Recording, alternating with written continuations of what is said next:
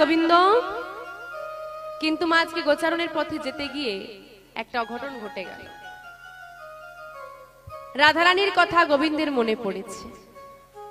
যেই রাধারানীর কথা গোবিন্দের মনে পড়েছে মা, আর গোচারণে যেতে মন চাইছে না। মন চাইছে রাধারানীর কাছে চলে যায়, কিন্তু যাব কেমন করে? গোচারণে যে যেতে হবে। তাই কি করলেন মা? চতুরের শিরোমণি কানাই আমার মনে মনে চিন্তা করছে, আজকে আমি যখন মনে করেছি মিলন হবে তো হবে, এখন যদি নাও হয় গোচারণের খেলা শেষ করে ঠিক মিলন হবে। কিন্তু মিলন যে হবে খবরটা রাধারানীর কাছে পৌঁছে দিতে হবে। কি করে পৌঁছে দিই? দাদা, ও দাদা, প্রতিদিন এই পথ ধরে গোচারণে যাই, চলো আজ জাবটের পথ ধরে যাব গোচারণ। ভাই কানাইয়ের কথা মতো সবাই মিলে জাবটের পথ ধরে চলেছে গোচারণ। আর জাবটেই হচ্ছে মা জটিলা নিবাস, আর জটিলার মন্দিরে থাকে রাধারানী। জাবটের পথ ধরে গোচারণে যাওয়ার সময় জাবটের সম্মুখে এসে মুরলীর ধ্বনি করলেন প্রাণ গোবিন্দ। যেই না রাধাও নামে বাঁশিটা বেজে উঠেছে মা, রাধারানী আর ঘরে থাকতে পারলেন না। ছুটতে ছুটতে সদর দরজায় এসে দাঁড়িয়ে পড়েছে। বাইরে যাওয়া যাবে না, শাশুড়ি ননদিনী আছে, আবার এদিকে বধূর সঙ্গে তার দাদা আছে। দিবালোকে প্রকাশ্যে সাক্ষাৎ করা যাবে না, তাই সদর দরজায় দাঁড়িয়ে আছেন রাধারানী, আর পথ ধরে চলে যাচ্ছেন প্রাণ গোবিন্দ। প্রাণ গোবিন্দ যখন পথ ধরে চলে যাচ্ছে, এদিকে রাধারানীকে দেখতে পেয়ে প্রাণ গোবিন্দ ইশারা করলেন, নিজকে স্পর্শ করে ইশারায় জানিয়ে দিলেন, রাধে তুমি আমার জন্য কেশর কুঞ্জ সাজাও। তুমি যে কুঞ্জ সাজাবে সেই কুঞ্জে আমি যথাসময় অভিসার করব। সব ইশারাই হচ্ছে বাবা, কথা বলা যাচ্ছে না, ইশারাই হচ্ছে। রাধারানী জিজ্ঞেস করছে, বধূ যথাসময় মানে কখন আসবে? ইশারায় প্রাণ গোবিন্দ জানিয়ে দিলেন, গোচারণের খেলা শেষ করে। এই বলি মা রাধারানী গৃহের মধ্যে প্রবেশ করলেন এবং প্রাণ গোবিন্দ গোচারণে চলে গেলেন। রাধারানীর মনে আজকে বড় আনন্দ। সখীদেরকে ডেকে বলছে, সখীরে, যে বধূরে লাগিয়ে আমি আশাপতি নয়ন দিয়ে বসে থাকি সে আসে না, যাকে একবার সেবা দেওয়ার জন্য আমি আকুল হয়ে থাকি সে আমার হাতে সেবা নেয় না। আজকে নিজ মুখে বলেছে সে আমার ঘরে আসবে, এমন আনন্দের দিন আমার আর হবে না। সই, তাই তোরা আমার বধূর জন্য কুঞ্জ সাজা। কুঞ্জ? আরে আরে কুঞ্জ কেমন করে সাজাবো? আমাদের কাছে তো পুষ্প নেই, ফুল নেই। বলেন এই তো কি হয়েছে, বৃন্দাবনের পথে পথে ঘুরে ঘুরে তলিয়া। আজকে সখীরা বৃন্দাবনের পথে পথে ঘুরছে আর প্রাণ গোবিন্দের সেবার জন্য পুষ্প চয়ন করছে। কেমন করে গো? ডালে ধরে ফুল তুলিতে লাগিল, ডালে ধরে ফুল তুলিতে লাগিল, ডালে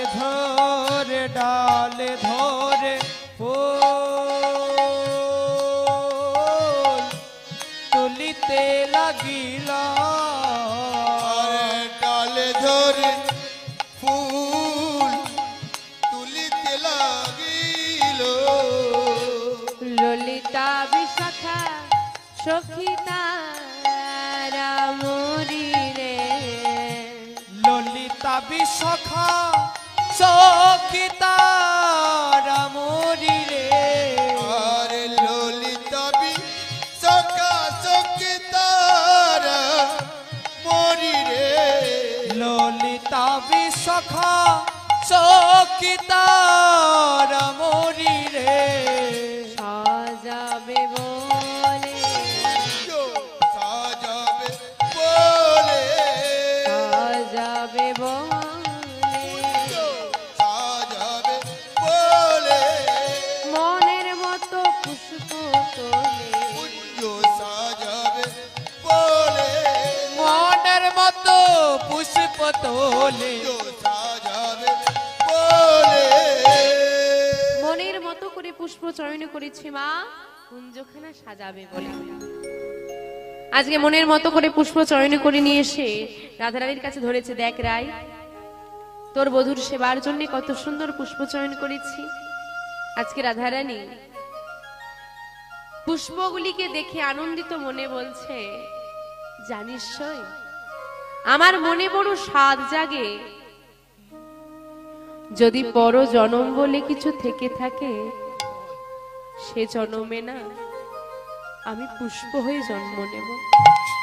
কেন রায়, এত জন্ম থাকতে তুই পুষ্প জন্ম কেন চাস? কেন জানিস সই,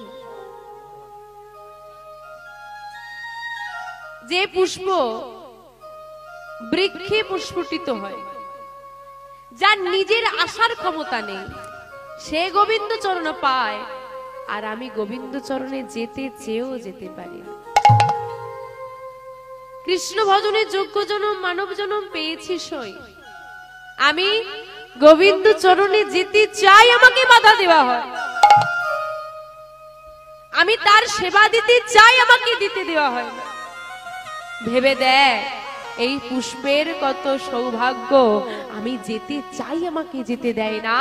আর এই পুষ্পকে তোদের মতো ভক্ত চয়ন করে নিয়ে এসে গোবিন্দ চরণে ঠেলে দেয়। তাই গৌর হরি বল, হরি বল। হরি বল। আবার ভেবে দেখ, এই পুষ্প যখন কোনো ভক্ত মাল্য করে, মালা তৈরি করে শ্রী গোবিন্দের গলায় দেবে, যে বক্ষ মাঝে আমার স্থান হলো না, যে বক্ষ মাঝে আমার স্থান পাই না, আমি পাই না, আমি যেতে পারি না, আমাকে যেতে দেওয়া হয় না, সেই বক্ষ মাঝে সারা দিন বিচরণ করে বেড়ায়। যে যুগল চরণ আমি পাই না, সেই যুগল চরণে এই পুষ্প না জানি কত শোভা বর্ধিত করে।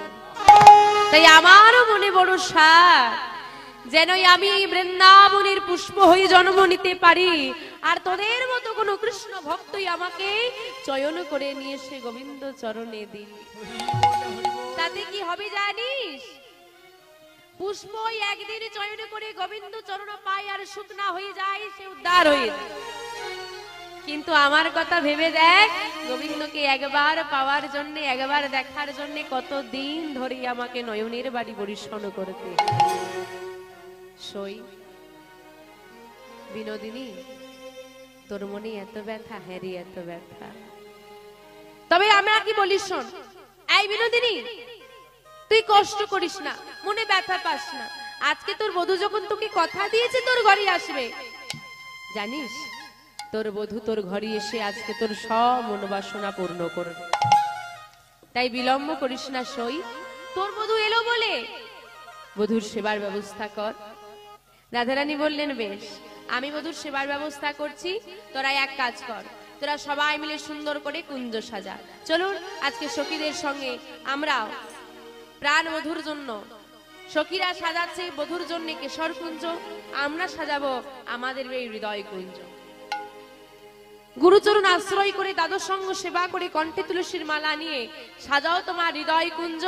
কারণ এই হৃদয় কুঞ্জ যদি নোংরা হয়ে থাকে, সেখানে ভগবান বাস বাঁধে না। তাই হৃদয়টাকে আগে সুন্দর করা লাগবে। তাই চলুন একটি ভজন গানের মধ্যে দিয়ে আমরাও কুঞ্জ সাজাই। মনে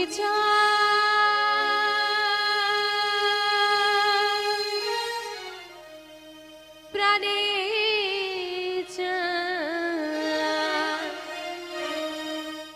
মনে চায় ও দয়াল প্রাণে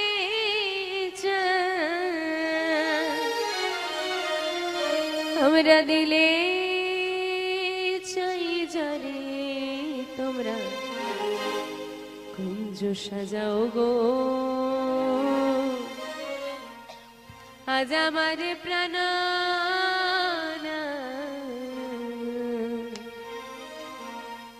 আসিতে পারে।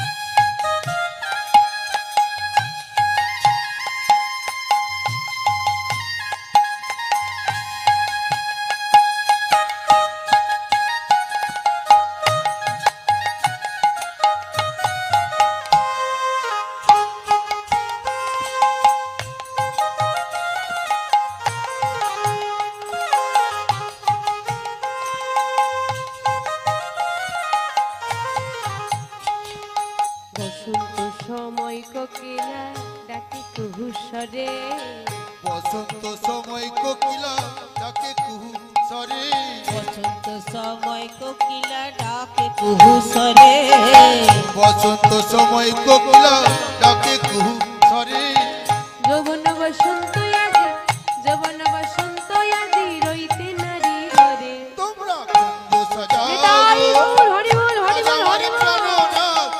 আসিতে পারে তোমরা কুঞ্জ সজাও গো আজ আমার প্রাণনাথ আসিতে পারে।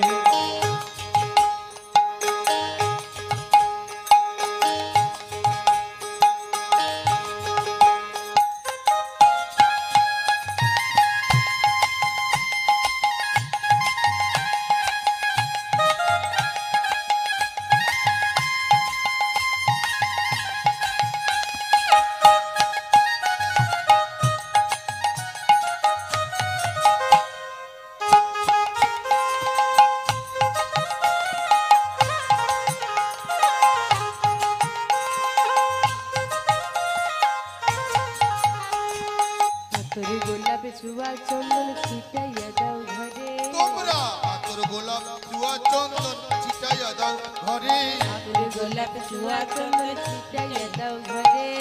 আতর গোলাপ জুয়া চন্দন ছিটাইয়া দাও ঘরে সাজগ ফুলের বিছানা সাজগ ফুলের বিছানা পবিত্র অন্তরে। তোমরা কুঞ্জ সাজাও গো আজ আমার প্রাণনা আসিতে পারে তোমরা কুঞ্জ সজাও গো আজ আমার প্রাণনাথ আসিতে পারে।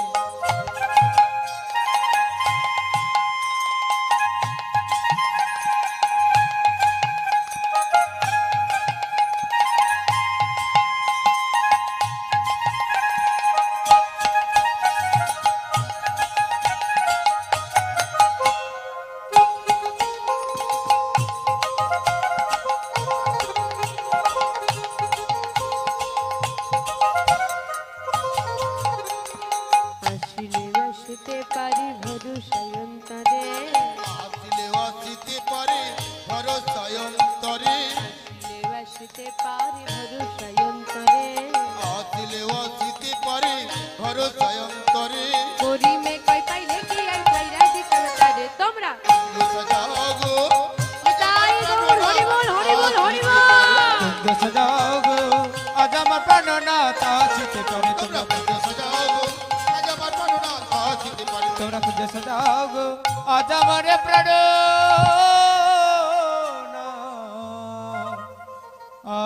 আসিতে পারে। বধুর জন্য সুন্দর করে কুঞ্জ সাজিয়ে অষ্টসখী পরিবৃষ্টি রাধারানী আমার বসে আছে আশা পথে নয়ন দিয়ে কখন বধূ আসবে। এদিকে দেখতে দেখতে গধূলি বেলা উপস্থিত।